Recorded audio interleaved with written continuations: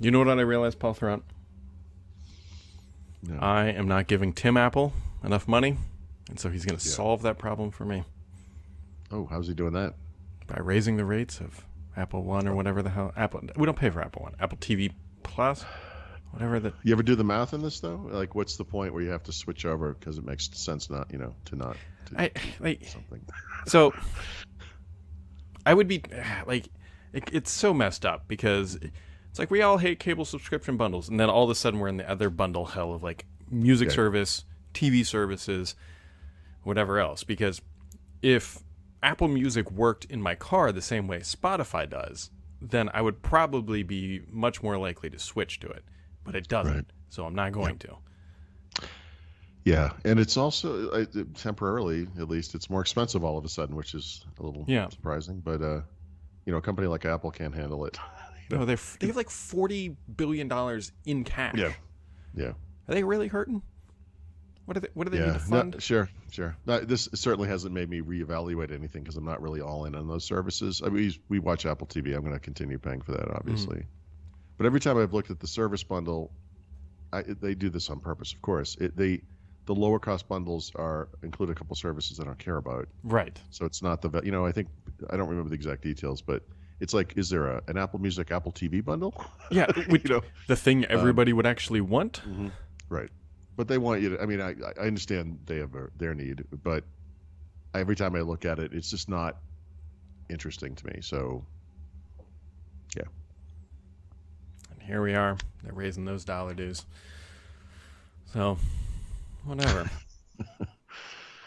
Oh, man. Whatever. Good. My water heater just turned off. That's a notable improvement in my life this morning.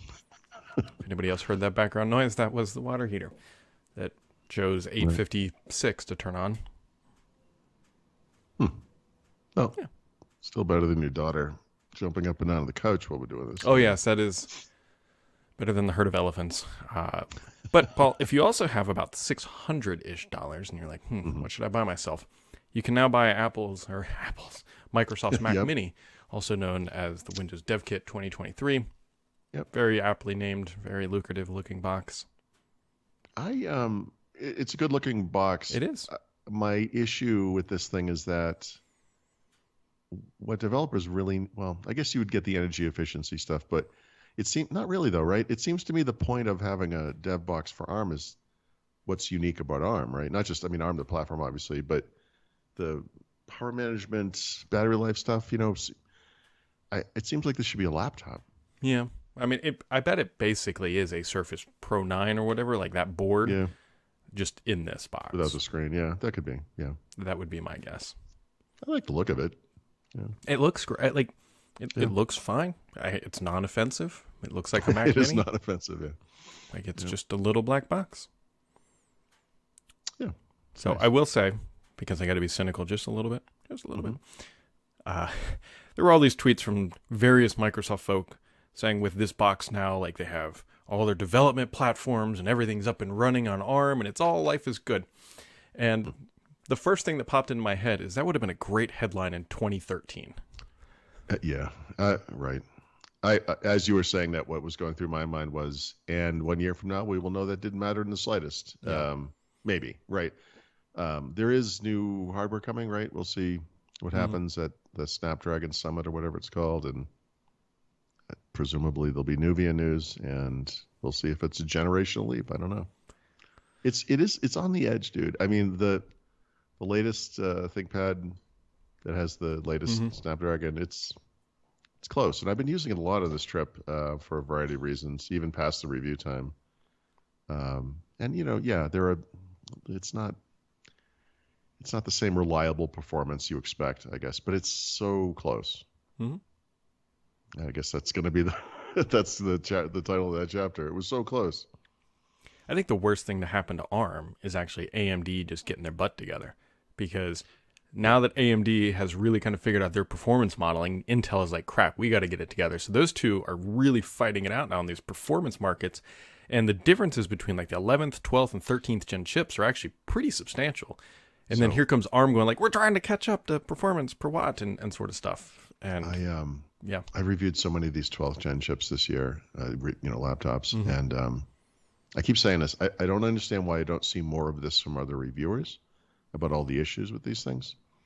I don't see why there isn't any commentary on the fact that they had to go to 28 watts to get the same level of Yeah. performance that they were getting out of U-Series in previous gens.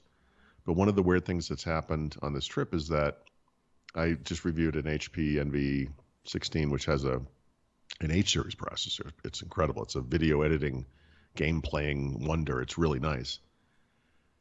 But it has this weird Wi-Fi issue in the apartment where it won't get onto the faster G network, or you know you have like 5 gigahertz network rather, and it keeps disconnecting. So I left a laptop here from last year or from early this year. I mean, but the laptop's from last year.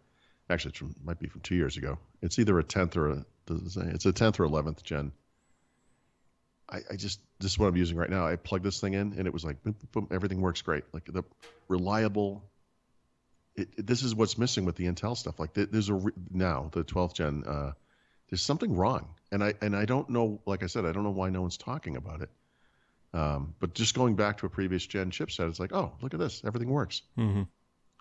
It's very strange. I'm sure they'll get it. I'm sure they'll get there, but I think this is what, like you said, this should have happened years ago. Yep. And that's on Intel. I don't know what to say, but this machine, this perfect, is a strong word, but it's compared to just general day-to-day reliability and performance and everything, all that stuff. There it is. It works great. It's frustrating. And Microsoft also brings Android, I wanted to call it LTSC, but it's Android 12L to the Surface Duo. 12L is the opposite of LTSC, by the way. A temporary blip on the on the horizon there. Yeah, you can see why they did it, because Google just released Android 13. So right on time. It's important that we always be a generation behind. Honestly, there's a hint of a strategy there, which I don't think Microsoft has ever discussed, which is that, yes, this thing runs Android, but now we're going to make the experience more similar to Windows 11. Mm-hmm. Kind of same general look and feel, some of the same UIs, right? There's a quick settings UI now. I guess the settings app looks like the one in Windows 11. So they're kind of Windows 11izing Android, which if Microsoft is going to make Android, that actually makes sense to me. Yeah. I'm not saying the Duo or Duo 2 is the right device, but this opens up the possibility of other Android devices. Why not an Android tablet, since Google seems all in on tablets? A Surface Pro 10, that maybe runs Android. Just a thought. Yeah. It is a thought. Some people might disagree with it. Of course. I don't mean to replace what they already have. I mean, in addition to what they're doing, Yeah. iOS 16.1 is out. If that makes you happy, then congratulations. I don't know what to tell you, but it's out. Well, so is iPad OS. There's a Watch OS update, by the way. Is there? I think my watch didn't update. I know my watch just alarmed me last night, and all it was, hey, the next time you plug in, you'll get this. There's a Mac OS update. Did you install it on your phone? Not yet. Okay, so do you have your phone in front of you? I do. So go to whatever the software update interface is, and you'll see there's actually a new way of displaying there's just something new, which I had never seen before, and they did it on the iPad as well, which is normally it just pops right up, and it's like, obviously you want this, but what it says now is you're up to date, and then at the bottom it says, oh, by the way, there's this other thing you might want, and it's called iOS 16.1. So this is what mine shows. No, that's not it at all. Okay. So on both that's the normal interface. So on both my iPhone and my iPad, did I take a screenshot of it? I don't think I shot it, but it's just in the middle of the screen how it says you're up to date, like you don't need an update. But then at the bottom there was a bar with the colorful logo and said you might be interested in this too, as if like I didn't need this right away kind of thing. Oh, they did. Okay. So this is, I haven't actually read the changelog until this absolute second that I'm doing this podcast. I didn't realize in this update, though, for the Home app, they're adding Matter support, which is actually a big deal, substantial. Now I just need Google to update their Nest cameras, their thermostat. Oh, I swear to God, if they make me buy a new thermostat. What do you have? A Nest Gen 2? I don't know anything about the specs of any of those devices, but if it supports Thread and all that stuff, there's almost no doubt it will be updated. So let me tell you, I have absolutely zero idea. Right? No, I do.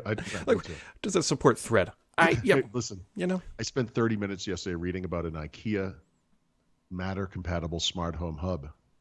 Right, coming out soon. It's like $69. Looks like a little puck, a little white thing you stick in your house. And when I was done reading about it, and I read multiple articles, I wanted to see, what's going on with this thing. I finally realized I don't even know what this does. Like, what? It's like, I got to get this thing. It's based on Matter. It's from IKEA. Yeah. What does it do? I have no idea. That was going to be my next question. Is like, do I actually have to update my router to support it?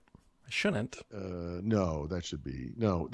You might just have to plug a thing like that into it for some reason. But you might already have a hub that will be compatible. Like if you have a Hue hub, maybe they'll update that. Knowing Hue, No, this thing is older than. Yeah, but the photon. I don't know. It's like I don't know. I need the hub. Why do you need it? I don't I wonder if I can repurpose that Raspberry Pi I've plugged in. Well, I don't want to repurpose it. I wonder if I can run it in parallel to the whatever next Pi hole. Yeah. I don't know. We'll figure out what's the matter. Hey. I see what you did there.